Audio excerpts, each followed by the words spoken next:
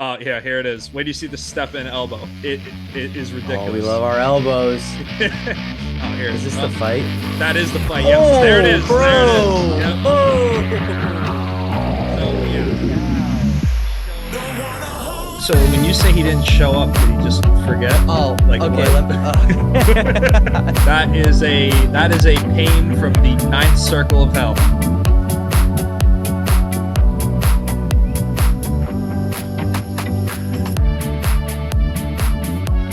What's going on, everybody? Welcome to the Pins and Punches podcast. I am your co-host, Tanner McHugh, joined as always by my co-host, Josh Derrick, the podcast where we talk about everything wrestling, movies, MMA, and everything in between. Before we get into all that, though, Josh, how are we doing? Well, it's a bittersweet day. Today is Tuesday. It is the final episode of Contender Series for the season, so it's bittersweet. But we always go out with a bang and get to look forward to next season. Awesome, awesome. And we'll get into previewing Contender Series, talk a little bit about maybe the week before and just moving forward in MMA, because I know there's another Oklahoma State wrestler that's going to be on it. And we'll talk Super 32 this episode. We'll talk about Terrifier 3, which I really can't wait to just hear about. I actually just rewatched Terrifier 2 not too long ago. So I'm excited to see it myself, but we'll get into that. First things first, though, what I want to talk about and kind of inform you and everyone else. So just last night, or maybe 2 nights ago, depending on when I'm trying to remember all this, but so Campbell University, they're a program that routinely gets several All-Americans. They're in the SoCon for wrestling. I believe they're in the SoCon for most sports. I could be wrong. But word just got out that administration is going to be cutting their wrestling scholarships. So for those who don't know, Campbell is a Division I school across the board. For football, they might be not FCS, but the other Division I standard like North Dakota State, South Dakota State. But they recently cut wrestling scholarships, and a lot of people are believing this is because you're allowed to have 100 full rides now on football scholarships. But what people don't realize is that money just doesn't come out of thin air. So they have to start generating that money somehow. And I believe lacrosse, wrestling, and a couple other sports for the Camels at Campbell got cut. And it's just racing through wrestling news right now. I'm going to link down below where you can donate because I don't really know if anything's going to change with that situation. So their best bet is just to get enough NIL donors to get their regular 9.5 or 10 scholarships for their wrestlers, which is obviously a different situation. It stinks when your school doesn't back you, but really terrible situation going on down there. But hopefully we could kind of just start the ball rolling for them so they can kind of get some NIL and kind of fund scholarships the other way. But did you see anything on that, Josh? I doubt it, but I don't know if you have or not. I know Campbell, they normally do a duel on UFC Fight Pass that I've been meaning to actually bring up to Oh, you. yeah, no, I wasn't aware of that. No, I haven't heard anything about the scholarships getting cut, but is that like a common occurrence? I haven't followed collegiate sports, other than football for the past ever. But like, is that like a common occurrence that's happening a lot, or is this like a pretty isolated incident? So I don't know. The new rule came out where scholarships, they're kind of boosting it up where the school can just straight up not pay athletes, but scholarships got changed a Hmm. lot. And I think that's what's kind of driving it. A really big example is Duke. They actually don't give wrestling scholarships. Oh, So you go there and it's just now, granted, Ivy Leagues don't give out any sports scholarships, but there's obviously a huge trade-off there. You get to go to right. an Ivy League school, get an Ivy League education. Academic money doesn't go away, things like that. Um, so Duke's the only one that comes to mind, the Ivy Leagues, but obviously those are kind of different schools in their own. Not throwing a shade at Campbell or anything, but from what I'm hearing, it might start happening more and more. I'm not Mm. sure how common it is in other sports, but normally when schools try to save money or generate money for their big programs, um, I'm sure it starts to happen just across the board, which is a shame. And wrestling's normally the first one to either get cut or I guess the only silver line is it's good they didn't just cut the program. They're taking scholarships away, but still it kind of stinks Mm. because it's not like Campbell's winning FCS games like North Dakota State or something like that. They're kind of Mm. no offense to them, just like a mediocre football team, in my opinion. And they're taken from so many of their other sports to maybe turn around, but at what cost? It's kind of strange. Is NIL like a big thing in collegiate wrestling? Like, do you see a lot of athletes getting deals like that, or is it really just like the cream of the crop? So it's more just the cream of the crop. If you take football NIL deals, it's like a little dribble of that, is how I Mm-hmm. kind of describe it. A lot of times when the transfer portal opens, there's just a lot of rumors where donors will go to huge athletes. Like Iowa got some huge transfers, and people are saying they're getting paid this or that, which is never really confirmed. Which also isn't NIL, it's just paying athletes, but you could spend NIL in any way. So it's big. I mean, you see stuff all the time, but compared to football, it's so minuscule, but it's definitely around. It's definitely playing a Mm. factor in where kids go and move. And one dude who you might want to keep on your radar, I believe his last name is Gialdi. He was a All-American heavyweight last year. But I heard after this year he's going to enter into fighting, which is Oh, okay. one of the main reasons UFC Fight Pass, I think, picked up wrestling, which is what I heard it from somebody. They said UFC picked up a couple duels. Like I think Missouri has a duel this year and a couple others. Campbell and Wyoming, I believe, did last year. But they basically are picking it up. So when guys like Gialdi from Campbell make it to the UFC, they have like clips from all the way back when they were in college Mm. where you can't really like the UFC can't really use an ESPN clip unless they want to like pay out for it. So they could start backtracking all the way to when they were wrestling. It makes sense because there are a lot of non MMA sports on there. Like, they have grappling, which is, it's not MMA, but grappling is a part of MMA. I'm sure So a lot of it those makes sense. grapplers transition into because it's like Bo Nickel. If they would have had Bo Nickel on UFC Fight Pass, I'm sure they'd be showing those Right. highlights all over the place. Yeah, so it makes sense that the sport that is widely recognized as the best base for MMA, that they would have that sport being shown on an MMA promotions streaming service. So yeah, that makes a lot of sense. Yeah, and from what I've seen, I didn't do a great job of watching them last year. Like I said, I mean, it was Wyoming and Campbell and stuff like that, which there were some good duels. They got some great wrestlers, and a couple other duels, but Missouri's on there. But from what I've seen, the product they do is such a great job, just compared to some other duels where it might just be one cam. It was multi-cam, was in really cool settings. Like Wyoming and Campbell dueled straight up in a barn, dude, and they it was pretty awesome to be honest, which kind of fits their MO and everything. Um, but it was pretty cool. So next time it's on, we'll have to try and organize. I'll have to look up. Yeah. I think I really hope Campbell and Wyoming were on there. I'm almost 100% sure they were, but I'm gonna look like an idiot if they actually weren't on UFC Fight Pass. But I'm almost positive they were. But how was the weekend, dude? How was your weekend and everything? Well, I didn't get to catch the main card this weekend. I had my friend's wife's birthday party, so I'm going to go back and rewatch the fights that I missed. I did catch the prelims, This was so just that was a fight nice. card, right? Or a Yeah, fight just a night? regular That's fight what I night. It thought. was Yep. an Apex card, which I don't know if you're familiar with the UFC Apex. Yeah, what does that mean? It was a thing that they did during COVID when you couldn't have crowds. It was like it's basically like an auditorium for Okay. like, and they have crowds now, but it's really small. Like, to go to one of those events is really intimate, and I'd like to. It's where they do Contender Series. So They it's do like that in when the Apex. a artist who does guitar does like an acoustic like venue, real small and It's intimate. funny you bring that up because it is like acoustic, because the punches you could hear them more because there's no big crowd noise drowning everything out. I mean, That's what was actually cool. such a cool point. Yeah.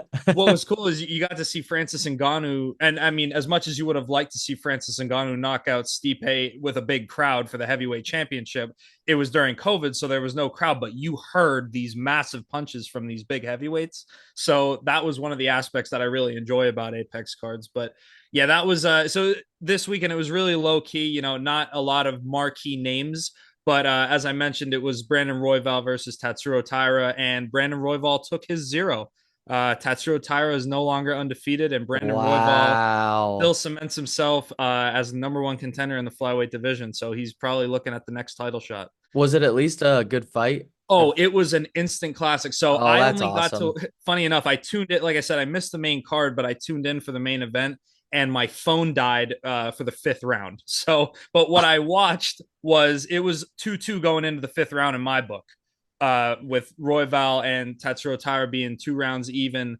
And I was pretty upset when I missed the fifth round. But up until that point, and everybody on social media was saying that this was an instant classic, one of the best flyweight main events that we've ever had, and I'm excited to go back and watch the full thing again. Do you have a reputation when you go to some events on Saturdays of like going on your phone and watching UFC stuff? Yeah, so I try not to do that because I'm kind of aware I don't want to be the guy just staring at his phone. Oh, I But know, we man. yeah, I know so how it so is. yeah, so I missed, like I said, I missed every fight on the main card except for the main event. But because by the time the main event came on, we were outside playing Pong. So, Yeah. I just had it on. And every time, I wasn't playing, I'm like tuning in, I'm watching. If I hear something, I'm like paying attention. So I really didn't get to watch a lot of the 4 rounds that I did see, but from what I saw, it was an incredible fight. And I really want to go back and watch the whole thing because they say it was an instant classic. I was just curious because sometimes I get a little self-conscious because there's Yeah. just these huge events. Like I was camping this weekend, so I tuned into Super 32 as much as possible. Definitely saw the finals and semis and a lot of quarters and things like that. But you just kind of get self-conscious because you don't want to Mm, miss great moments outside of yeah. sports. But Yeah. I was just curious because sometimes I fall in that trap too. And funny story before I get into Super 32. It's funny you mentioned you can hear the punches, so I just immediately like imagine a slap noise, even though it's a Mm. punch. And I was watching UFC with my one buddy who's really into it, and you know how they put the Vaseline on them like Yep. right before they go in. Well, I asked him, I'm like, why do they do that? And he's like, that's so when you get punched with that glove, it doesn't just stick to your skin or like, Mm. because I didn't realize that would just cut you almost immediately. I was like, Yeah. that's crazy. You never would even think of that. Yeah. It's wild.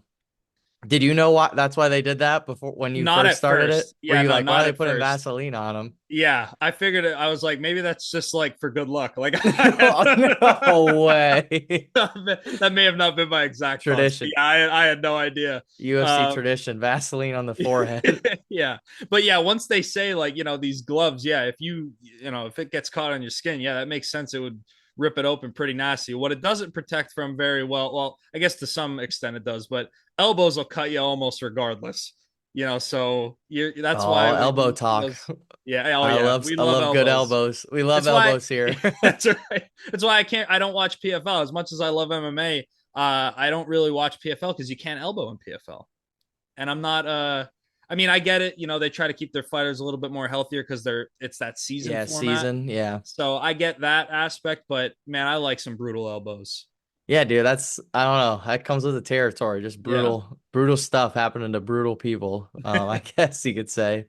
Um, but I've alluded to it, so I'm gonna get into it. I'm gonna recap Super 32 here, and um, just to recap it, it's probably the biggest. It's definitely the biggest in talent pool high school tournament in the country. Happened this weekend, and it really lived up to the hype. In all my years of watching the event, this year was just spectacular. I mean, there's been some years where the finals I would say as a whole, the tournament was awesome and the finals were great too. Probably a little bit of recency bias, but it was so awesome. Starting it off, I'll kind of go through every single weight, but for starters, got to talk about Bassett and Zepeda, which might be the last time in a long time because Zepeda will be moving up to 150 probably for the high school season. Plus, Bassett's in Pennsylvania, Zepeda's in California, so I doubt we'll see a round four. But this final dude was incredible. It was like if you watch a fight and there's just a lot of punches, then there's a lot of take that like there were moments where you're just like Bassett's gonna run away with this again. Then Zepeda started coming back. You're like, can he really make this interesting? And then next thing you know, like, man, Zepeda, I think, is gonna win this. And dude, it went to overtime, crazy scramble for the win, and it was just absolutely crazy. The crowd at this tournament was going nuts during it. People are saying it might be the best high school match ever, but I don't know if it was that great, but it was pretty dang close if it's not. I just couldn't believe how great this final was between Bassett and Zepeda. And I mean, to go 10-7 overtime match from being a 12-6 win for Bassett, and then the year before that, it's a Peta Tech fall pinned him. Like, you just don't see that. That's such a variance in Mm, scores. It's kind of like how you said the one dude on Contender Series was a triple crown. Like, so mm, you don't really see that too much where it's yeah. like this way, then this way, then this way, and such variance. So that one just lived up to the hype so much, which is rare sometimes because sometimes when you get those elite matches, it was like one of DC's finals fights where they just kind of stared at each other. Like this was not it at all. Sometimes when you get a 1 and 2, they just kind of look at each other and don't really do much. But Mm, this one so lived up to the hype. And some dudes who also really stuck out to me, 138, Sergio Vega. I put it in my short. Can anyone even touch him? No one even came close to beating this dude. He just dominated the field and just continues to look better and better. Majored a Pennsylvania state champ that's going to Penn State in the finals, which not many people do. Landon Robideau looked amazing at 150, really beat a pretty solid field, could keep his number one ranking. Fred Bachman, just a freshman, went in 113, which I thought was the deepest weight class. Will Denny beat two returning Super 32 champs on the way to his belt. He was ranked, I believe, fifth in the country and beat number four and number three, who were both the returning champs. wow. Yeah, he looked incredible. I kind of knew about him, but I didn't think he was gonna do what he did, and he just was like so aggressive. The thing sometimes is some dudes are aggressive, and then some dudes have a lot of technique, but like dudes like him really combined it well, and I just thought he looked incredible. Would you Um, say he was the biggest dark horse of the whole thing? um, I don't. That's tough to say. I'm looking through. Um, I don't. I wouldn't go that far because he was ranked fifth in the country and he beat Okay. 4 and 3. So it's not like he was like even 10th and did it. Hmm. But in his weight, like I wasn't picking him to win. Like he had to beat two returning Super 32 champs. It's not like they got Mm. upset and he beat those guys. Like he beat them both and beat a lot of great dudes before. Um, so I'd say maybe. I mean, maybe in that weight, which was just so top heavy. So again, we've talked about like a deep weight compared to top heavy. And Mm. I think when you beat the top heavy where there's kind of gatekeepers, it's super impressive. I mean, the duty being in the finals was a 5-time Super 32 placer and 1-time champ. So like it was his performance was awesome. And then 165, Asher Cunningham came back and beat a runner up from the event from a year previous. This dude would be fun to watch. When I send you wrestling clips, he might be a good one because he just puts up points and he looks like he does it so nonchalantly. His dad's the assistant at Penn State, so Mm. that's where he's going. But he looked really impressive. So Vega, Robideau, Bachman, Denny, Cunningham, and then obviously Bassett Zepeda. Huge shout outs there. Um, and then kind of just to wrap it all up, go through the weights I missed. 106, Norton won. He's kind of been around for a while. He's won Fargo's, placed at Fargo. This dude looks so huge though. Like think of 106 pounds. Like you probably think of Mm. someone pretty small. This Yeah. dude was so tall. Like I couldn't even believe it. I'd imagine he'll probably bump up because Super 32 actually does weigh-ins like UFC. They do them the night before, Okay. and then they compete, and it's a 2-day weigh-in. So these dudes who make it to the finals, like they haven't weighed in over 48 hours. So Okay. like they're maybe 36. They're a lot bigger. So a lot of dudes will cut down for this, and then for high school be like a weight class up or something like that. It just kind of depends. 120, Christian Castillo, he had a huge rebound, he was a cadet world medalist. So he had an all right Fargo, didn't win Fargo, and then moved to Iowa because he's committed to Iowa State. So moved from Arizona to Iowa. At least that's what he was listed at here. And he looked so great. Huge rebound there to win. We had a who's number one rematch between Knox and Seidel. Knox is the dude who won 4 who's number one titles, if you want to call him that.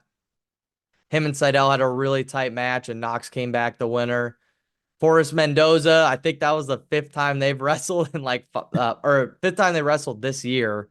That match was pretty good. I'd say Forrest controlled it, but Mendoza, Jax Forrest normally decks everyone, but Mendoza always gives him a good fight. So that's Mm. kind of how you look at it. 175, there was no Burton. He was a guy who was coming back to try and win it again, but he didn't show up. So the number 2 seed now bumped up to number 1. Eyes, he was a who's number 1 wrestler 2 years ago. He kind of messed up everyone, so he kind of had a really impressive showing. But again, the returning champ wasn't there. But I don't want to take away like a Super 32 titles. Still, it's like if you win an easy UFC weight. Mm. Like no one's gonna take it away from you. It's still super impressive. So when you say he didn't show up, did he just forget? Oh, Like okay. what? That's a good question. So I guess I worded that wrong. It's not that he didn't show up. There was probably a reason, like he was hurt or Oh, something. okay. Like, he was registered but wasn't there. I'm sure he just got hurt. That's normally what Okay. happens. Or maybe he was registered but had no intentions of going or something like that. Is that a common thing where they'll register with no plans of going? Sometimes because so guys like him, so there's certain criteria with Super 32 because literally the second it opens, you might have a minute and if you don't register, it's filled up. Like Okay. like you can't go anymore, which is why it's so tough. However, there's certain criterias like you can go to qualifiers and if you place top 4, you're allowed to go. If you're like a state champ, you can go. I believe that's still a criteria. If you placed Mm. at Fargo, if you won the event before, you can go. So he was a champ last year, so he probably like pre-registered super early. Okay. Okay. Because they have to, I believe, announce like if they're an early registration, they have to announce earlier than most people because it's Hmm. way before that like quick registration. So he Yeah. probably did it like way in advance. Then he did who's number 1, and then he said, I'm just gonna get ready for the high school season, or he did get hurt because Hmm. one dude I was listening to put it really well. Some of these dudes, they go to the US Open to make a world team in April, and that's a brutal tournament to train for, and it's a different style. It's freestyle compared to where this was folk style wrestling. Then they train for that. They don't make the team. They normally train all summer to go to Fargo in like June or July, which is a lot. Then these guys have to switch back to folk style, which isn't as easy as you would think, to get ready for who's number 1. And some of these dudes, that's just so much right before a long 50 match season. Hmm. So some of these guys, I really don't blame that they're just like, I'm not going to go to Super 32 or whatnot because it could be a lot sometimes, and injuries are a real thing. So, um, yeah, he didn't show up, but it was probably for a good reason. But that's a Okay. good question. Um, but eyes looked really good. I mean, still a Super 32 champ, and he dominated the field. 190 was weird. A lot of medical forfeits, so kids kind of got hurt mid-tournament. Like Ludington was on a tear, but he forfeited beginning of day 2. So a dude from Ohio, Thomas, he won. He had a pretty nice weekend, but again, kind of a weird bracket. 215 was exciting. Again, another dude didn't show up. Correa, he was the guy who won who's number 1, who beat his soon-to-be Michigan teammate, the dude who was like going crazy. He was the dude who bumped up to heavyweight and beat the heavyweight number 1. He didn't come to at 215 because I really wanted him versus Ziola. But little did I know Ziola was going to get upset in the semis, which was nuts, to a dude named Weaver. And then Weaver got pinned by the dude who Ziola beat the week before, who's number 1. So it was just nuts. Really great weekend for Peseta. I'm sure he wanted to get that match against Ziola back, but really incredible that he pinned the dude that beat him. So don't know what they'll do for rankings there, but really kind of wild weight. And good weekend for Peseta. And then 285, Michael Mako bumped up. He's a stud cadet U17 world champion. I thought he was gonna run through heavyweight, bumping up and bumping up. I mean, he was like 220, so not a huge bump up. But he lost to a Betchhold from Pennsylvania, who shut him out 5-0 win and just really kind of just own like 5-0 is not crazy. It's not like bonus points or anything like that. Mm. But he just kind of controlled the match, especially in the third period, put on a really tough ride, coached by Chance Marsteller. And it was, I mean, I really thought Mako was gonna run away with the weight, especially when the I believe Delegata wasn't there either, who was I believe a Fargo champ committed to Cornell. He wasn't gonna come anymore, but yeah, really great tournament by Betchhold, and honestly, all the champions. And there's so much more else. There was a lot of drama. I made a short about all the upsets. I believe there's one dude, last name was Canes. He didn't even place, I don't think, at middle school Super 32, and then took fourth and beat like Hmm. five ranked dudes in the country. Like, that's insane. Like, you Wow. don't see that. So great improvements by him, but that's a rundown of all the champs and all the dudes who really stood out to me. Again, huge tournaments, but again, it was just incredible. From Knoxwin, I believe his third belt. The Bachman boys look great. Bassett Zepeda was amazing. Vega, Robideau. I could go on and on, but these performances, like I've said, were just incredible. And it impresses me the most that we're getting more and more guys who are starting to blow through this tournament, not even getting tested at some weights, Hmm. compared to years before where it was so close. And the equilibrium will come back to normal, but there were just some crazy great performances. But yeah, um, probably my second favorite final was Cunningham's final. I believe he won like 12 to 11, so that was a fun one too, just crazy Hmm. wrestling. But oh, it was awesome. So I guess to round that out, I wanted to ask who was your absolute favorite guy in the entire thing, and who was the biggest disappointment, do you think? Oh man.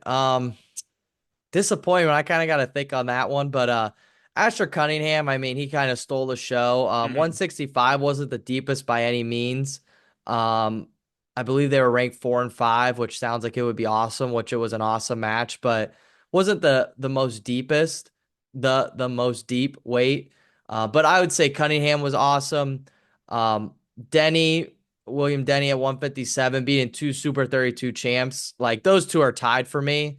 I Mhm. think when you can go out, look fun, sometimes that doesn't necessarily mean it's the best performance because you could give up some points. Mhm. But I think Denny and Cunningham really stole the show.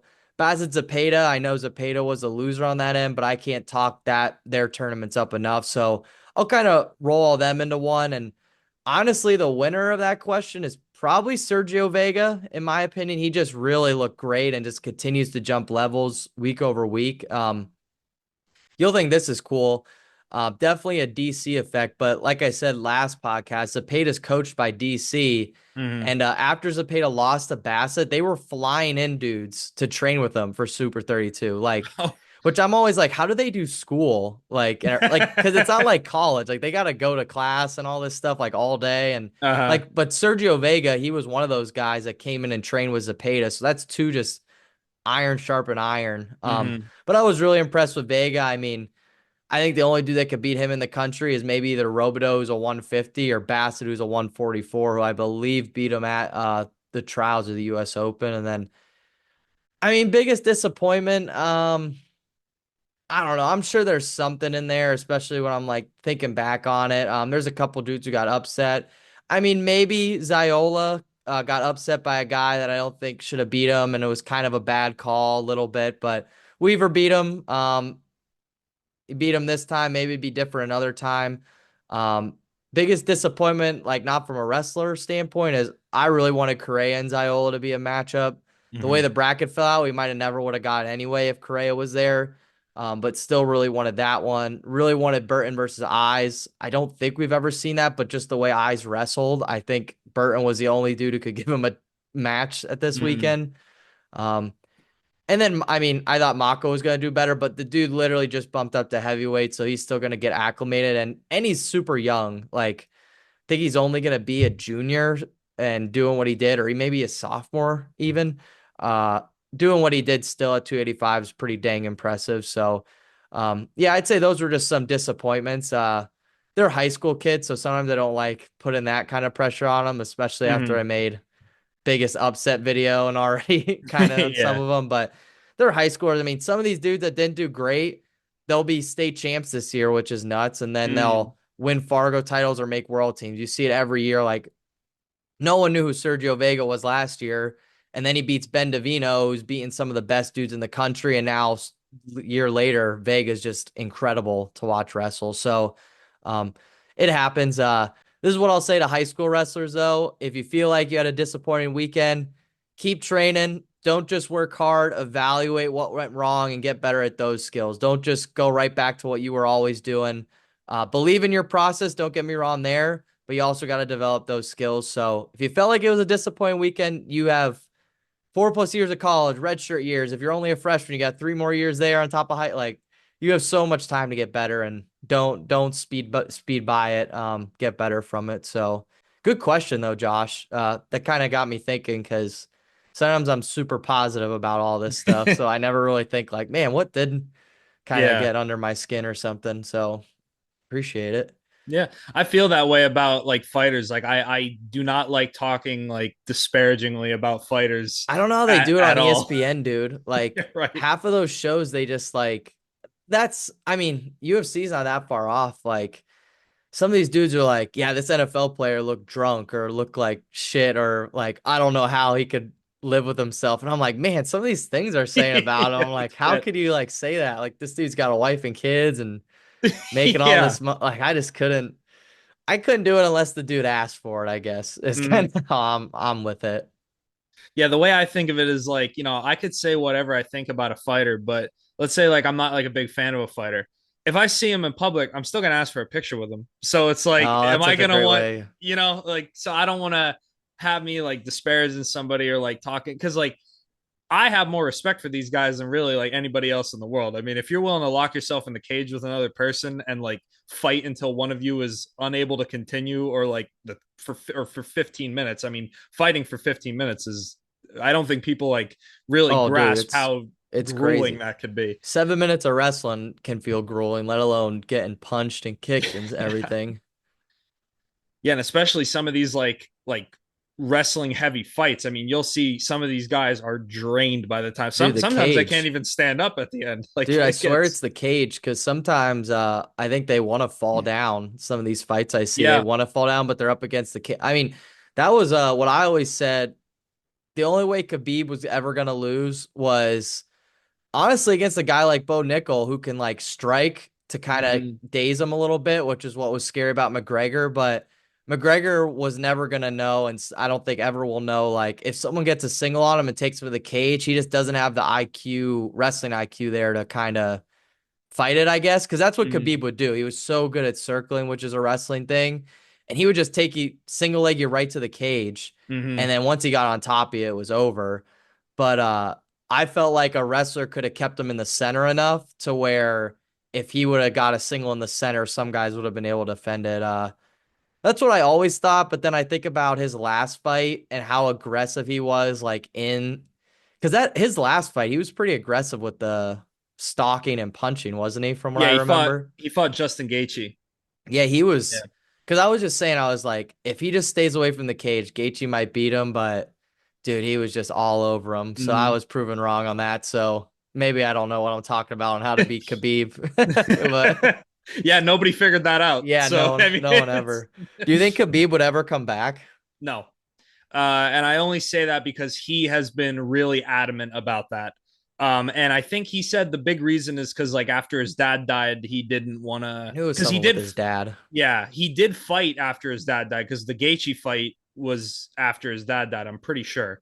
But then after that, he said that it was Islam's time, and Islam Makachev, his training partner and like He's pretty protege. damn good, isn't he? Oh, I've he's definitely the watched one of his fights. yeah, he's the number one pound for pound guy in the world right now. I mean, he is like, I say Tom Aspinall is the best fighter in the world, but There it is. but Ding, there's our Aspinall. Dude, I was but gonna bring it up if you didn't. I was like, I bet Aspinall would kick his oh no, ass. he's coming.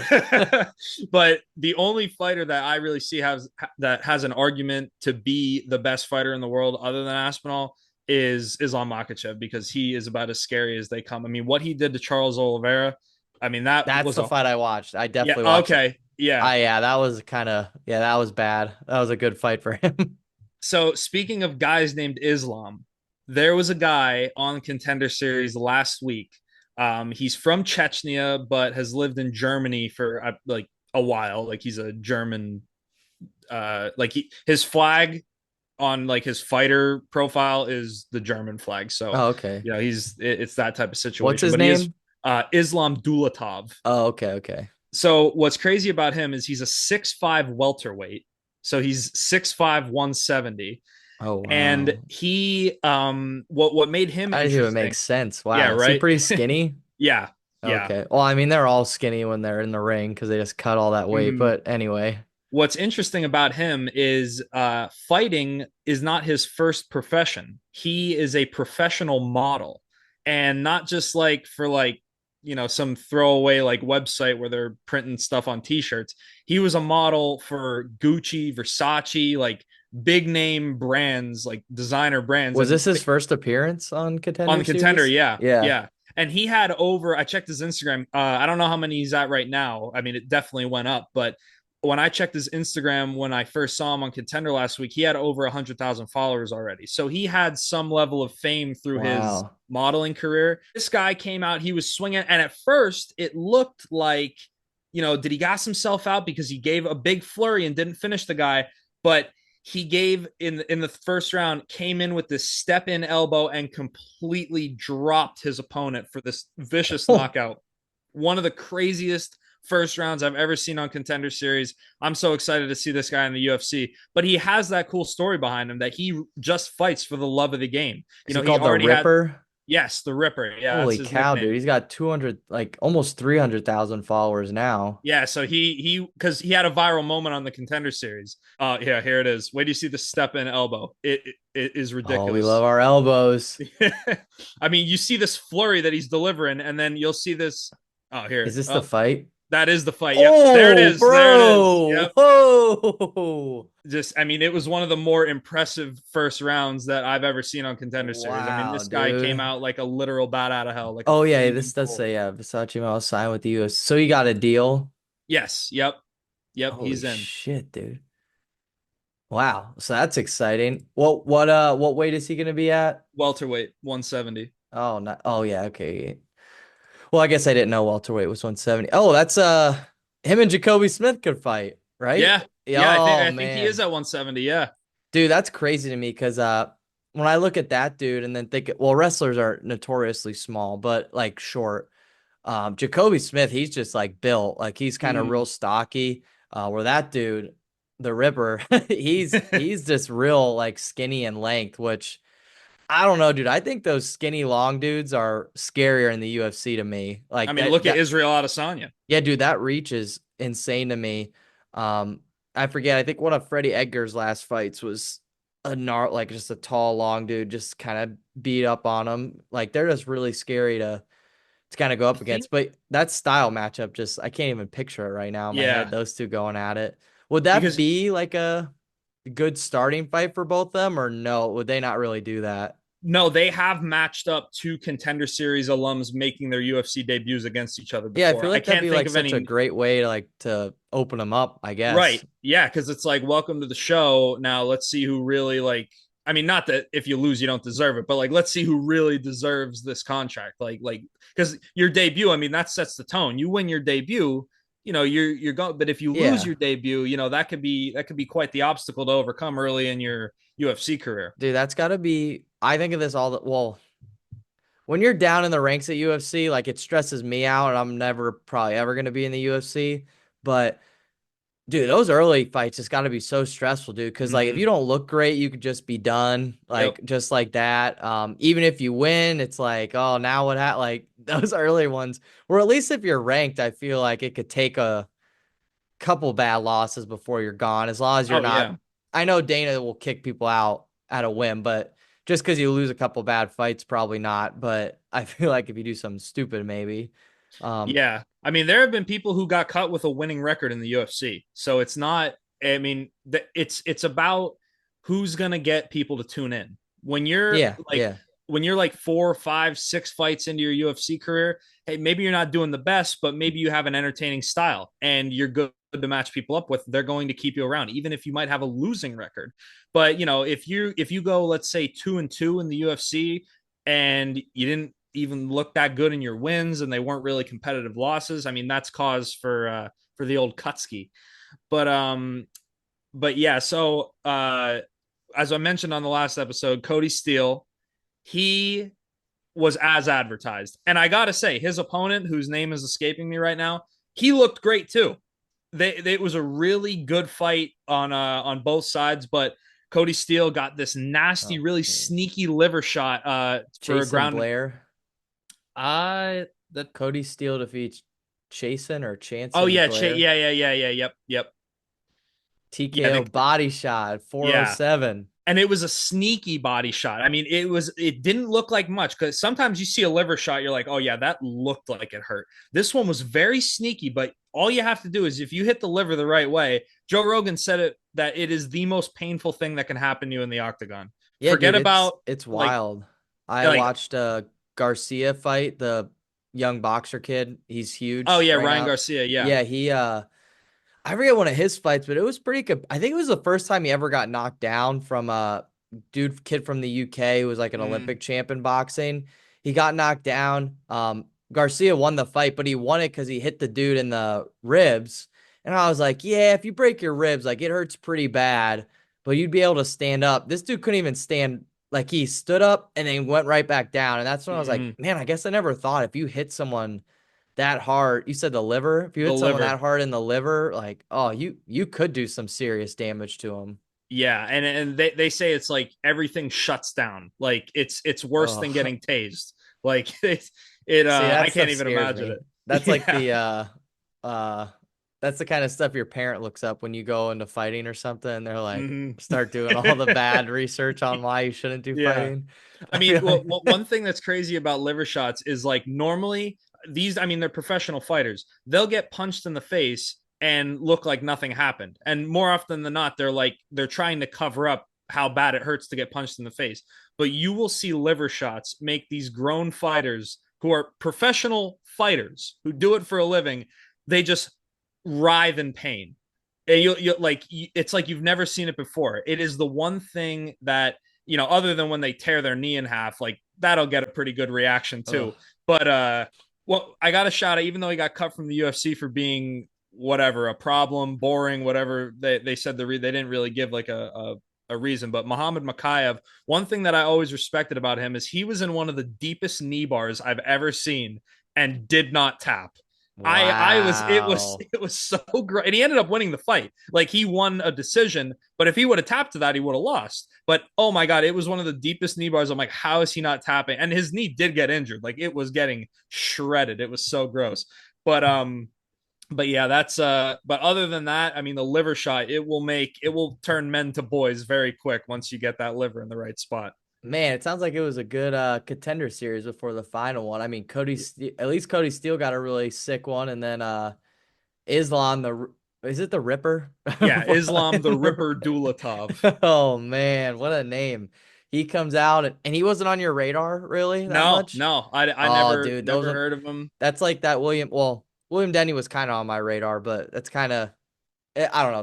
Those dudes are so much fun. We kind of talked about last time where obviously we kind of know about some of these dudes, but when they have those crazy aggressive performances, you're just Mm, like, wow, that was better than even the professionals that did a great job. Or not the professionals, the dudes who are always looking great. They just mm. kind of overshow it for storylines, but that's medium. So before we kind of talk about another Oklahoma State wrestler and contender series coming up tonight, um, you got me thinking on body shots, dude. So when Uh-huh. you're watching UFC, and I'll answer too, because I kind of have an answer. What makes you like, what makes you squirm like, oh, more? A bone breaking, so like someone twisted an arm, knee, a body shot, a just sick knock it, like a right to the chin, they fall over, start like shaking or something. What makes you just go like, is anything make you like turn away from the screen? Kimoras. Oh, really? They go through me so bad. That's I the used elbow, to right? shoulder. Shoulder. Okay, okay. It'll cause a spiral fracture in the shoulder. And I don't know if you ever broke your shoulder before. But oh boy, that is a pain from the ninth circle of hell. That is one of the worst things I've ever felt in my life. So whenever I When did see you do somebody that? When did you break your uh shoulder? 2 years ago, Oh, uh wow. I never knew that. yeah, yeah, I tripped over a puppy. Oh, wow. Yeah, so Really? that was yep, that is That's how how that my mom happened. hurt her knee too. Well, It actually, it really was a dog toy from a puppy, but yeah, stuff you got to happens, watch out. dude. Those small dogs, it's they'll sneak up on you and then all Dude, of a they don't know sudden where they're going. then your shoulder's touching your cheek and you're like, "Man, it's never gone that far before." Oh, man. So does stuff tear in there or like, Yeah, I tore my labrum too. oh, okay. Yeah, I figure Yeah. like normally when you break your shoulder, one of those ligaments in there has to Yeah. tear. Yeah, that was brutal. So yeah, to answer your question, it used to be arm bars, but then I realized that like even though the arm could get dislocated, like one of the grossest things I've ever seen in the octagon was when Paul Craig dislocated Jamal Hill's arm. I think it was at the time Jamal Hill's only loss. I know he lost to Pereira since then, but I think at the time it was Jamal Hill's only loss. And it was, I mean, his arm got dislocated and twisted the wrong way. I mean, it was one of the grossest things I've ever seen, but it didn't break. It was just, and they were Ooh. able to like pop it back in. So that kind of like alleviated the armbar fear for me because I early on when I would see an armbar getting set up, I would like kind of squint my eyes a little bit because I didn't want to see like a broken arm. Now I kind of got used to it, but still to this day, Kimuras go through me like nothing else. Uh, this is a good. I just thought I'm like, this is such a good episode topic before we get into Terrifier 3. But I Yeah. get I'll kind of answer. I have like three different, I guess, scenarios for it because there's different levels of like gross or like so first things first, when a dude just gets hit right in the chin, because I just kind of know behind it, like your skull or your brain like goes up and that's why you Hmm. knock or like the bone goes up in your brain, that's why you get knocked out or something. So when someone gets hit right in the chin and they just go like limp, that makes me go like, oh, like holy shit, I can't believe Yeah. that dude just like I couldn't even imagine like waking up being Mm, like what happened, like and then yeah. seeing um that makes me go like, oh, I guess just any similar to you when any bones like breaking and a dude just lets it happen, like doesn't tap and it just like, oh, that makes me Yeah. turn away from the TV um, and then one thing that just grosses me out is that fucking fighter who drinks from shoes. That makes me Ah, want to Tai turn the. Tuivasa. Oh my God. That's him? That's who Yeah. does Yeah. that? Yep. Yep. Dude, I swear and I mean, I watch a couple a year, not nowhere near as many as you or just normal fans of the UFC. But I swear the past couple, every time he's fucking on the card drinking out of some stranger's shoe. I wouldn't drink out of my own goddamn shoe, dude. Yeah. That makes Yeah. me go, I'd rather Yeah. see a That bone get broke than that. I thought about that because the first time you see it, you're like, oh yeah, party. But then like you think about it and you're like, oh God, like that has to suck. Dude, I'm not a chugger, so like I would definitely smell it. Where I feel like he chugs it so Ah, fast, the smell right. never really gets to him. But I Yeah. like the smell alone on shoes, dude, would just, Yeah. oh, oh Oh my man. God. Yeah, that's nasty. Do you think you Yeah, ever not practiced before that? Or you yeah, think I it was mean just spur of the it moment? feels like something that you'd have to have at least a little bit of experience with before you're Yeah, willing to do it in front of a nationally televised audience. But who knows? I mean, he's a wild guy. He yeah. might have just I do it's love like that about him, man. I yeah. do love that. I mean, unfortunately, he's on I think a 5 fight skid. I think it's five Oof. fights. Yeah, So no it's rough. shoes. No shoes, yeah. Yeah, you're not shoeing after those. I hope to see him get back on the horse. Like he's a fun fighter to watch. And I think what happened with him was, he had these highlight reel knockouts, he had these fun performances, he So had he's the shoey. going up quick. Right, yeah, quick rise. And then when he fought the real like who's who of the division, he faltered. I mean, but he is fighting like some of the best. I mean, the best guys in the division. I mean, he didn't fight Tom Aspinall, but he fought some of the best in the division, and unfortunately, he's on a 5 fight skid now. But I'd like to see him get back on the horse. I'd like to see them match him up against like maybe like a rising contender, or maybe even just somebody kind of on their way out the door, just to see him get a win and get back in the swing of Yeah. things. Yeah, I feel like that's big for some of these guys, but But yeah, before we talk about Nick, I did want to yeah, mention Pitch the Man. yeah, I did want to mention the main event of Contender last week had an interesting storyline that I wish I would have done a little bit more research about and mentioned it in the last episode because the guy who's in the main event, he carried a 2-1 MMA record into the main event, and his opponent was 3-0. But you wonder why is a guy who's 2-1 getting the main event spot on a Contender Series card? That's what I So would ask. That's right. exactly what I would say. So what they mentioned was that his name was Artem Vakatov, I think is how you say it. He's from Russia. Okay, I see it here. Yep. So Artem Vakatov, the thing about him is he was the last guy to beat Alex Pereira in kickboxing. Oh, really? So his pedigree is there. He beat this generational talent kickboxer current UFC champion in kickboxing. He was the last guy to do it.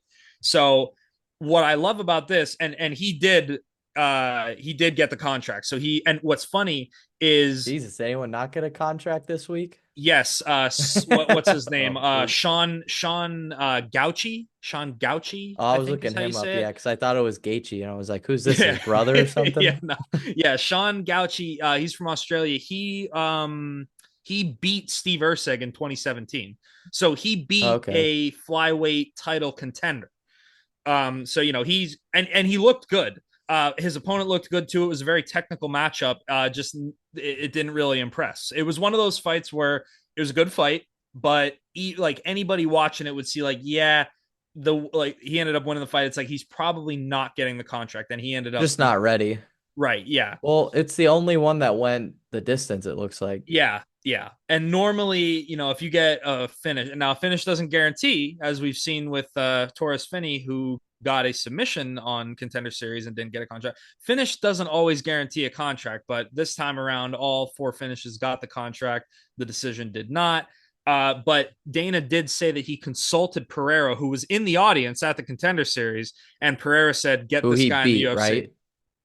Yes, Yeah, yes. yeah, So yeah. Artem Vakatov beat Pereira in kickboxing. Okay. So now, so Pereira was there watching it, told Dana, like, get this guy in the UFC. So now what this sets up in a similar way of Pereira, because Pereira, the reason he got fast tracked, as you see it, is because he had wins over the champion at the time, Israel Adesanya, in kickboxing. So there was the Oh storyline. man. So that's why he, gets these early fights and then starts fighting ranked opponents Oh, this quicker is than, fun, dude. yeah. So now you have a guy who has the win over Pereira, who's, if he keeps winning, is likely going to get that fast track because the storyline's there. So it's a really fun time to see. Like, it's kind of like the next stage. You had Pereira and Izzy. Now it's Vakatov and Pereira. Dude, that's so cool. I do love that about the UFC, and you kind of get it with wrestling here or there, but um, kind of not, just because it goes on like 4-year cycles with high school, college, and even Olympic cycles. So guys leave, guys get old and move on to the next thing. But it is cool. UFC guys, if they keep winning, they could be there 10 plus years. So like the Mm, storylines could just keep coming and coming. And it's kind of cool because I feel like they're trying to find someone who could beat this dude. So they're yeah. trying to like, because they need to build the storylines and everything. Last episode we even talked if he was the greatest ever, and you're the greatest ever, you got to kind of find guys to beat him. Oh, that reminds me. Do you know who Gable Steveson is? Gable Steveson. He is a really, really great wrestler, Olympic champion. Tried to get on the Bills, but he never played football ever. Mm. So, but that's whatever. We'll talk about that later. But he was training with John Jones, and John Oh. Jones was saying he might be like the next UFC champ. And I was like, damn. Hmm. But he is, um, he in my mind, if he would have just stuck with wrestling, at the end of the day, he would have been considered the greatest ever, no hands down. But Wow. he won an Olympic title and then just did WWE for a little bit, but never even made it Mm. out of training really. Was Mm. just on like the next series for a little bit. Mm. I just don't think he found his footing there ever. And then tried out for the Bills, played a little bit in preseason because their coach was a wrestler. Didn't get signed. And then I think he was going to the Ravens, but then I saw him training with John Jones and someone else with like a shaky off the ring lifestyle. Right, right. But like obviously they're older now, a little bit more cleaned up, I think. How Um, old is this guy? I think younger than me. He was a freshman when Oh, I. okay. He's younger than us. Graduated. Trying to think. His eligibility got all weird, but I think his last title was won in 2022, maybe, Mm. or 2022, or won the Olympics in 2021, and he was.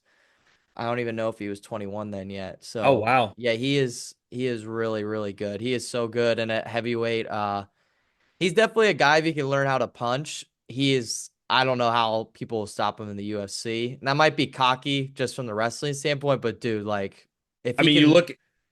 go ahead, Oh, yeah. yeah, yeah. You look at guys like Bo Nickel. I mean, if your wrestling is that high, especially if he's training with John Jones, I Yeah. mean, it's. I mean, that sounds like somebody who, if and did he just start like training with See, John that's Jones that you that's the saw? thing, dude. So, people just get frustrated because like last year he said like I'm coming back for my last year of eligibility, Mm, never did. Said he was gonna wrestle at Worlds, never did. Like he even made the team, so he went through the whole long process, mm, then said I'm not going. Um, so he says these things, but I think he just clearly doesn't want to just wrestle. He wants to do something that makes a little bit more money and a little bit mm. more mainstream because he's a showman. Like I'll say Right. that. Like he was really great for wrestling because he would talk smack, but it wasn't like I'm gonna like hurt your family. So I don't Yeah. like he was just really good at it, and I thought the WWE would work, but I just think he looked too unnatural in the Mm, WWE, if that made sense. So I think the UFC is so perfect for him. And you talk about the guy, the kickboxer, that's a story. I mean, he's already got the Olympic medal behind him. You're telling me that he can't promote that? Plus, Gabe already knows how to talk on the mic. Like, I don't know. Like, well, I that hope he what does try to go MMA. so I'm just hearing of this guy for the first time now, but from everything that you've told me, it sounds like a prime recipe for Dude, a I know, contender series guy. I That know. is well, wait, does he have any MMA fights yet? I don't think so. If there is anything, it might have been a long time ago. So, he's not going to be able to make his MMA debut on the contender series, but if he gets a few fights, and especially if he's younger than us, I mean, he has time. Yeah, So yeah, it's maybe not next season, but in the coming seasons, it sounds like, I mean, this guy sounds like a prime candidate for a really cool contender series story. And yeah, if he's like this high level wrestler, I mean, you see what happened with Bo Nickel. I mean, he's the, on paper, like in terms of pedigree, the best wrestler to ever enter the UFC. I don't think we've ever had a three-time national champion wrestler in the UFC. I could be wrong about that, but I I don't think think the best wrestler I could think of is wrestled at Missouri. I can't think of it right now, but Michael Chandler. yeah, Chandler's. I mean, I don't believe he was a three-time national champ. Yeah, no, I don't think. I mean, I don't But know Michael much about Chandler was a wrestling, but really great wrestler. That's the last like yeah, collegiate really good wrestler I could think of. And I mean, there's probably been plenty more, but nothing like Bo Nichols yeah. standards. And in my opinion, Gable has an even bigger following Oh, than really? what Bo Nickel brought in. Oh, Just because that wow. Olympic title and the way he Yeah, won it and yeah. just his presence in college wrestling. Like I said, this dude doesn't want to do something unless there's a show. So Uh-uh. I don't know. I hope he does since the WWE didn't work out, and Mm, I don't even know why he's trying to do football, dude. Like this dude was all like he never played football ever. Like yeah, he that just that only might be a little wrestled. difficult Yeah. to get in the Um, NFL with yeah. it also made me realize how little I watch the line sometimes because I was watching his couple snaps from preseason and I was just like, he was defensive line. I was like, he's not really like getting the tackle, but he doesn't look like he's getting outmanned. And I was like, I really don't know. I don't watch the line enough to know if he's doing Yeah, good or bad, except the yeah. D end, which he wasn't at, because D ends are easier to see. Like, all right, he's putting pressure on him, he's getting sacks, he's doing this, he's doing that. Like, so it was just hard to tell if he did good or not. Um, but anyway, despite a wrestler that somehow doesn't want to wrestle, and I hope he does UFC, let's talk about the Pitch Man, dude, and Yeah. Contender Series coming up tonight. But at the time of recording, this will be 2 days ago. But let's talk about Nick Piccininni, dude. So there's a little bit of something happened. I don't know. I'm not sure exactly what happened, but so he had that fight against Jack Duffy earlier this season, and they scheduled the rematch. Now Jack Duffy ended up pulling out. I don't know why. Boo. Yeah, I'm not sure if it was an injury or something else. I didn't see any reasons listed. Not seeing anything Scared, dude. here. He's scared. Yeah, but what is cool is now instead of it being a rematch, it is now a battle of the undefeateds. So we have Nick Piccininni, who is 7-0, going up against never heard of this guy before, Louis Garuli, Gurule. That sounds like how you would say it, Louis Garuli, Garule. He's 9-0. So, Ooh. but they're both Americans. Looks like this Garuli guy fought in LFA, and that's a pretty high Yeah, I level was about to say I know that promotion. one. Yeah. Yeah. So he does have some high level experience. I didn't recognize any names on his record, but he is undefeated.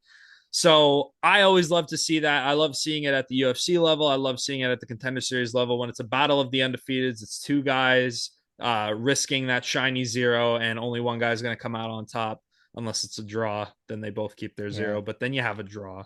Nobody wants a draw. Yeah, no. But but That it shows up as a draw, right? yeah, so it would be Okay. the third number. Yeah, yeah, that's what I figured. Just You'll see wanted to double sometimes check. they'll have wins, losses, draws, and then any no Yeah. contests that they have. Dude, I think that's even more like for pitch, even more of a storyline if he wins tonight.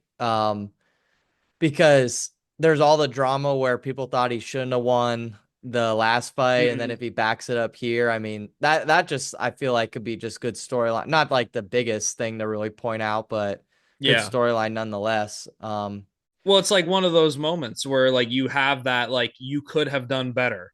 And Dana thought you lost the fight, but now you have an opportunity and now you're not even fighting the same guy anymore. The guy who they thought won had to pull out for Yeah. whatever reason. So now you have a new opponent, you have a guy who is also undefeated, and now I mean what I love about this is it reminds me of now it wasn't exactly the same scenario, but one of my favorite contender series stories, and he is one of the rising guys, one of the biggest names in the middleweight division right now, a real title threat is Caio Bahaio.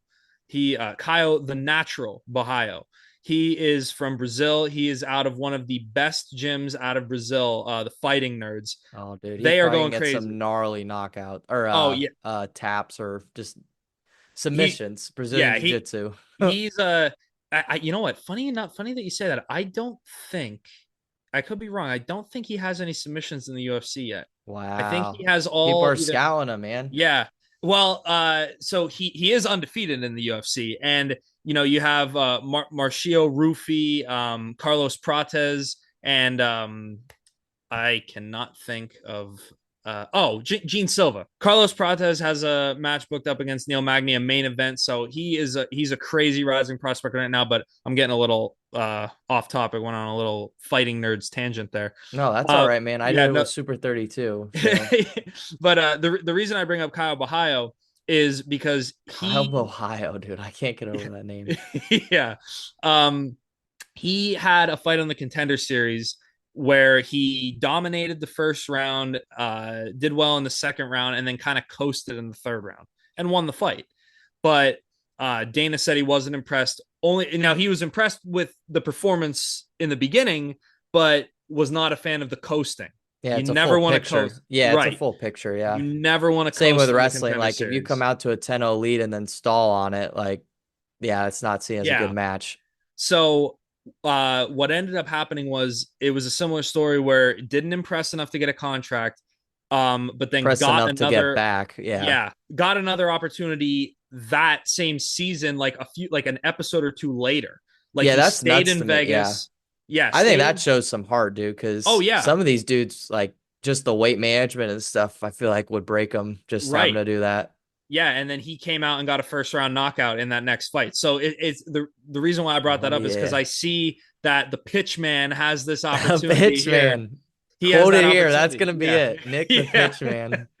He Um, has the opportunity where he didn't impress, but now it's like, hey, now you have to. Like now is where you really got to step it yeah, up. So and he is in the main event of this contender series card. let's go. So yeah, I'm excited for this one. Yeah, some unbiased wrestlers. Obviously, wrestling community is super biased. They're gonna pick Pitch. In his last fight, would have picked him to win anyway. But some dudes who are a little like in the middle were saying, yeah, he probably didn't win the fight, but he did show a lot of heart, which I think Yeah. goes a long way on how he's where he's at now.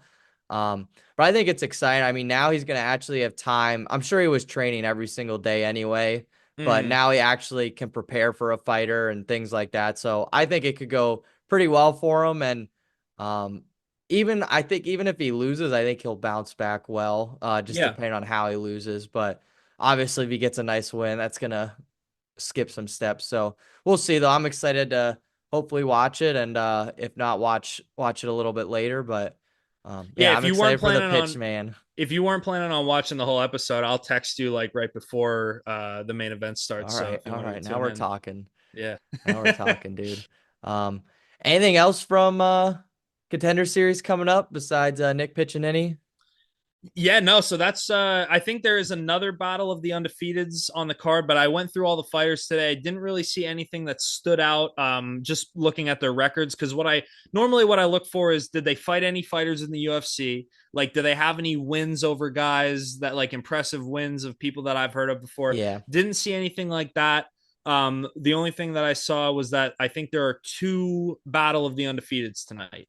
So those are always fun to watch. But sometimes it is fun going into the contender series a little bit more blind, because then you'll hear stories like that Islam Dulatov where you're like, what? This guy's a model? Yeah, no, Like, that's what I was just about to say. Like, I feel like yeah. last week, we didn't know too much Mhm. besides like just fighting stuff, but then today we came back with all this stuff, like Right. Yeah.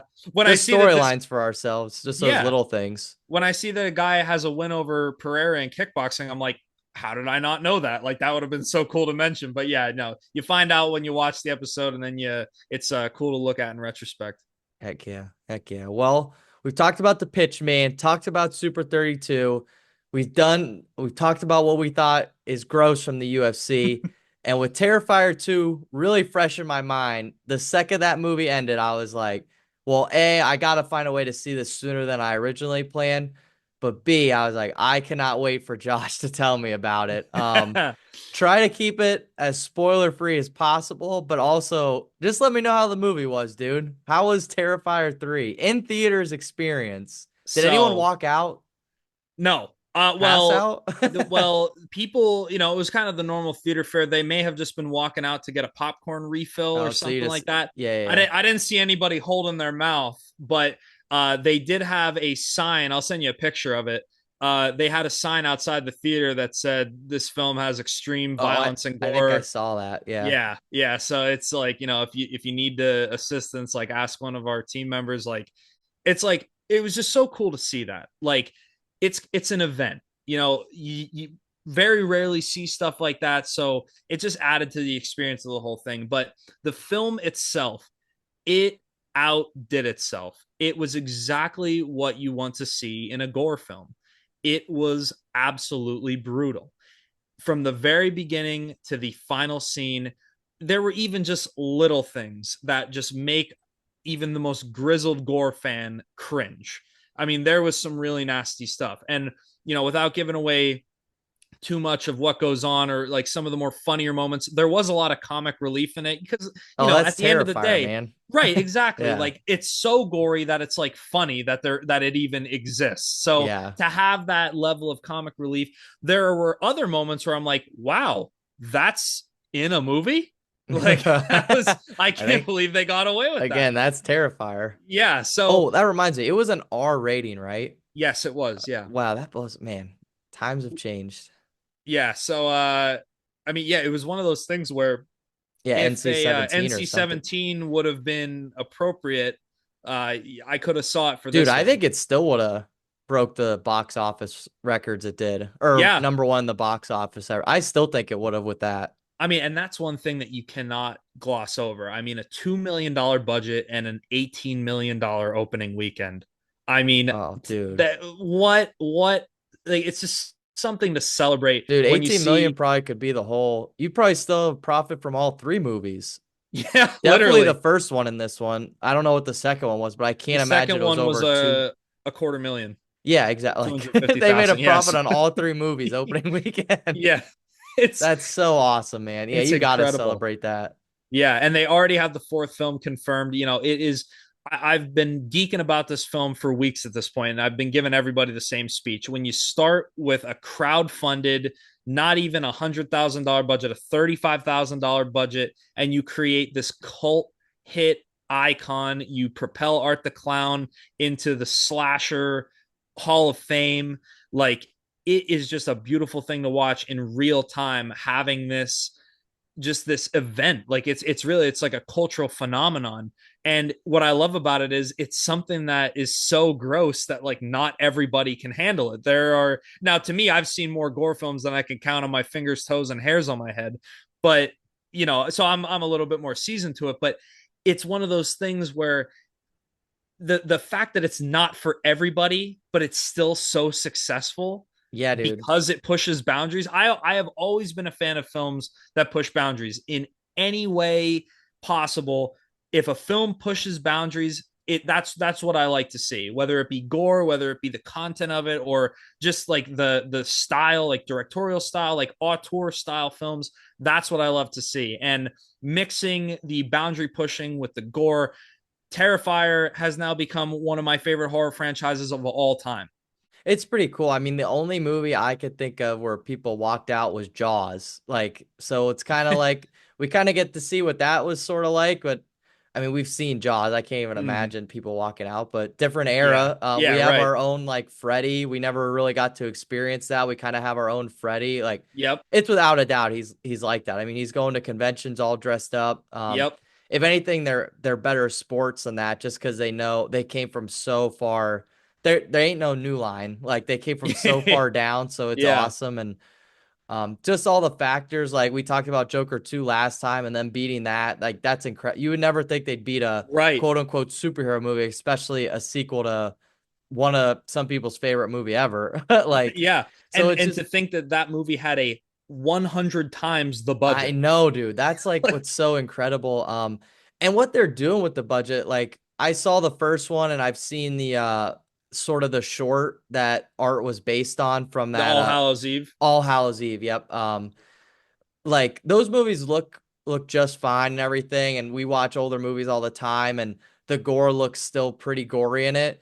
But when I rewatched the second one, I was like, I forgot how clean, like it looks pretty realistic. Like the second one, like Yeah, it looks so clean, and the fact that they're still doing it on a really good, like such an affordable budget is yeah, incredible, and it's just really awesome to see. So I'm really pumped for everyone who's involved with it and who's made it, and it's just kind of funny because I felt like right when the podcast ended, I saw a tweet where it was like Terrifier 3 is projected to beat Joker 2 in the box office next week. And I was like, hmm man, I don't know if enough people even know what, because I've been asking around, and I think out of everyone on my wrestling team, one kid went to see it or even heard of Terrifier. hmm And it's just like, wow, it's incredible that so many people even know of this series to do that. So it's really awesome to celebrate, and I can't wait to see it. I'm glad you enjoyed it. And oh, Grindhouse. It's also like us being able to see Grindhouse movies. yeah, That's how yeah, I think of it. yeah. So I guess we could do the roundup of this week of film. Much better than last week. Got to say, in terms of how much I enjoyed the films, I felt like I got a lot more good ones in this week. Starting off with not one of the best ones, but Yeah. you know, it was it was nice to revisit after a few years. Watch The Final Destination again from 2009. Oh, dude, Uh, I used to love that series. yeah, yeah. So it was one of those movies. So it came out in 2009. So I would have been 10. And it was one of those movies I remember seeing advertisements for. I remember seeing like the poster for it, and I'm thinking, like, you know, I'm 10. I'm like, oh, why would anybody want to watch that? That looks scary, you know. And Spooky. then, Dude, yeah, same here, dude. Right yeah, before I got into like scary movies. Yes. yep, yep.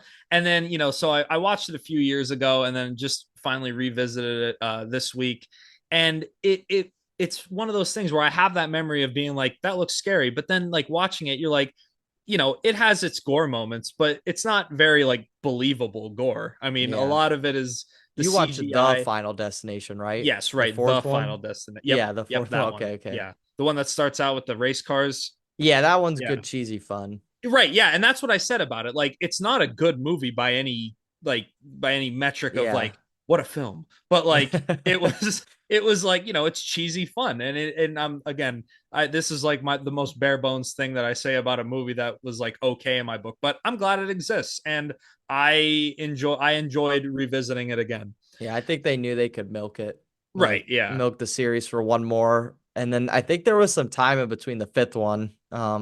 I didn't even know there was a fifth one. Fifth one's good. Yeah, I don't What's it? want to I don't want to give anything away, What but was it called? Was it just called?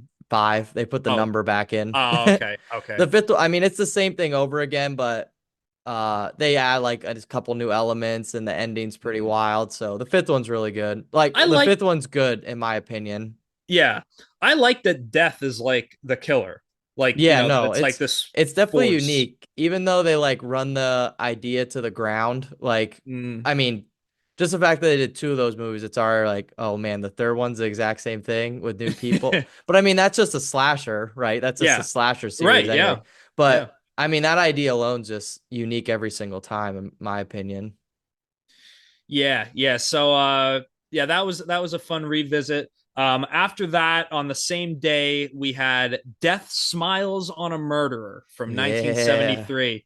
So this one had Klaus Kinski from Grand Slam 1967. That was one of the best films I've seen all year. I really enjoyed that. Bought it because of that film. I was Grand looking up Slam or ground Grand slam? Slam. Grand Slam. Okay. Yeah.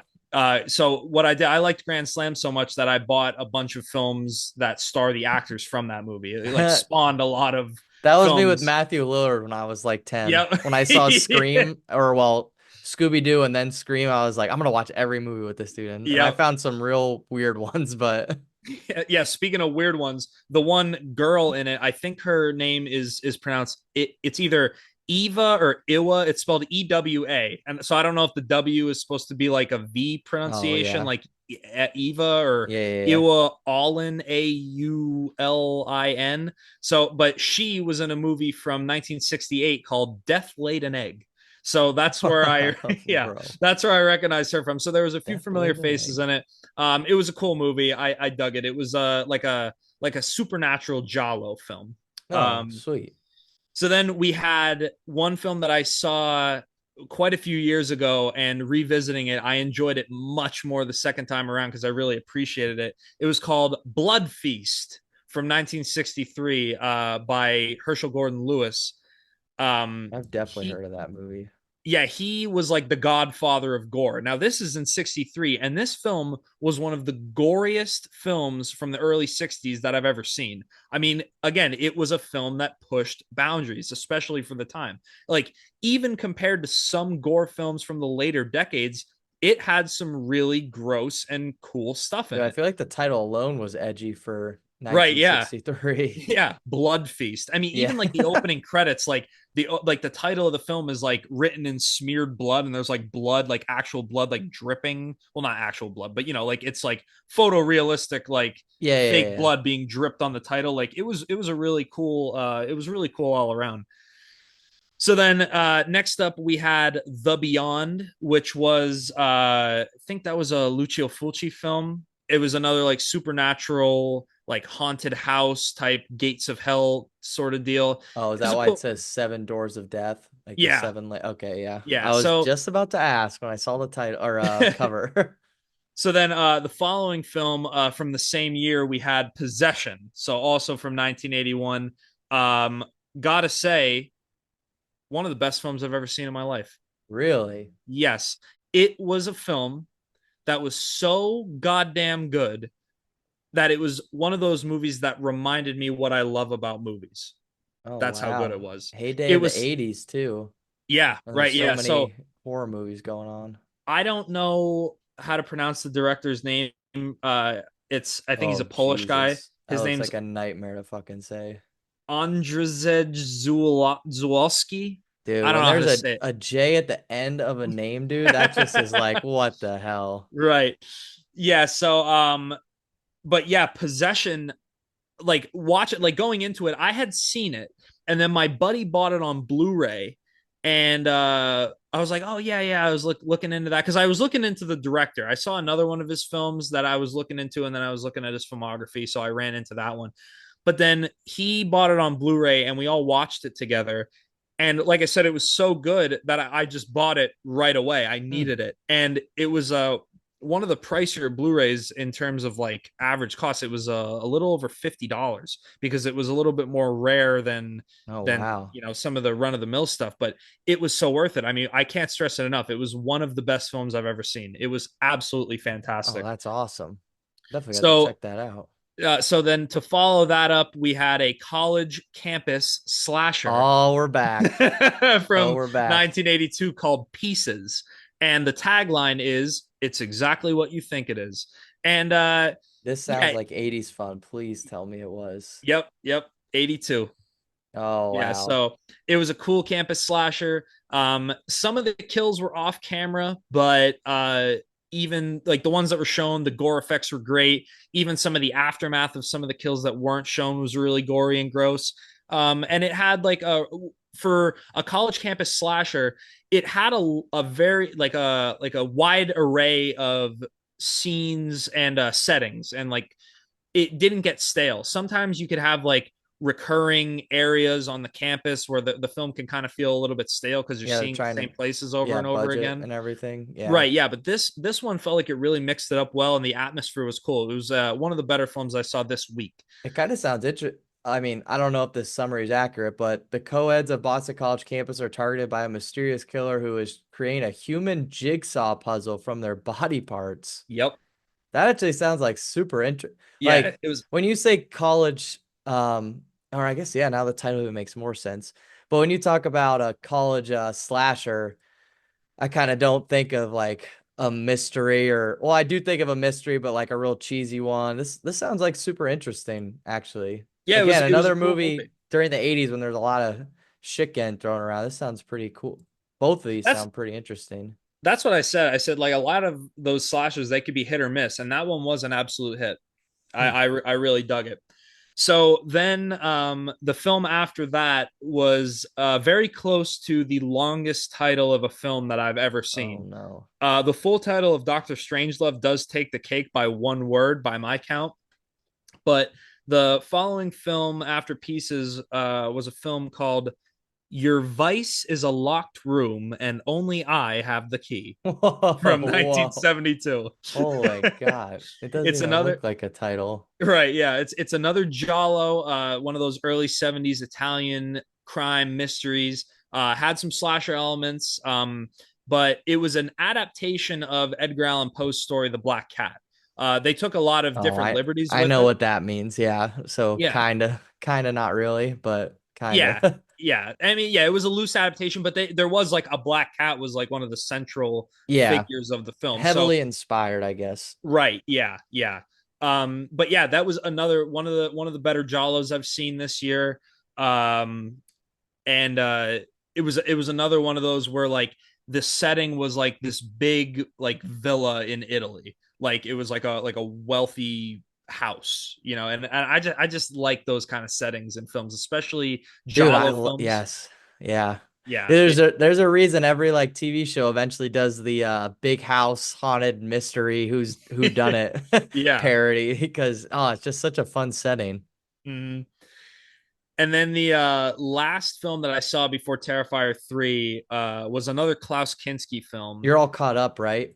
Like with Terrifier 3, didn't that even you out with like on pace to do 31? So right now I am two films ahead. I think we're recording this on the 15th, and I think I'm at 17 for the All month. right, all right. We So went yeah, from so, one -1 to +2 on the yeah. speed So running. All right. we're looking good.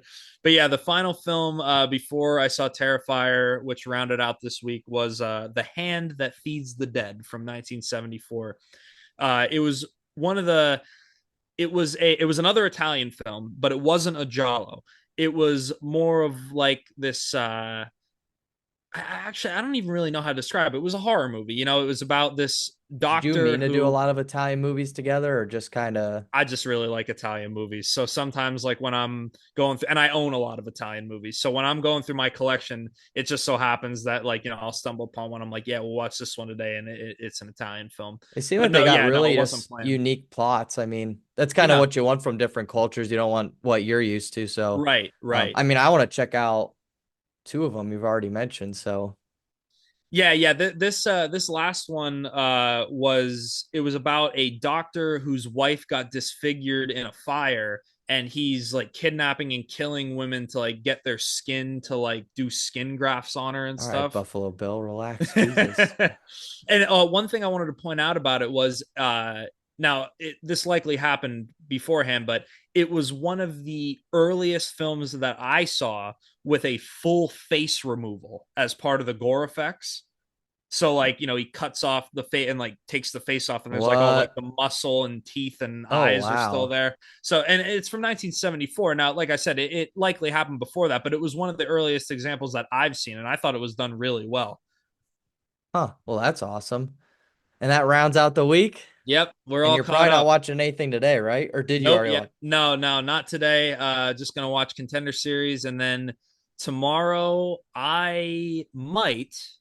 and this is a might, I might go see Terrifier 3 again. Oh, bro, Yeah, wow. I think it was enough of a historical moment for me. I really want to take it in again. Just because, it's like, I mean, we could talk about it. We've said it already that it really seems monumental. It Yeah. seems like Yeah. a real big shift. So I think I want to just have that opportunity to take it in one more time before it leaves theaters.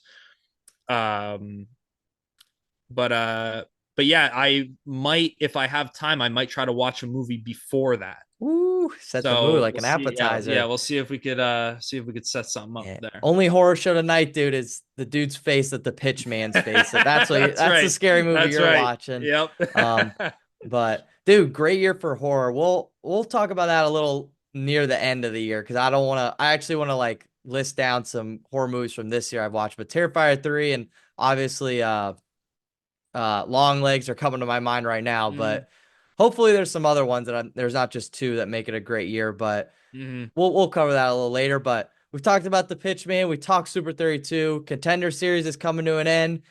But with that said, there's a lot of great UFC cards coming up. Senior non-Olympic weight worlds is coming up, but we'll get all into that in another time on Pins and Punches. Josh, you got anything for the people out there before we say sayonara? All I ask is tune in next week because we're gonna have a lot more cool stuff to talk about, a lot more movies, a lot more matches, a lot more fights. Let's do it. All right, later, everybody. See you around.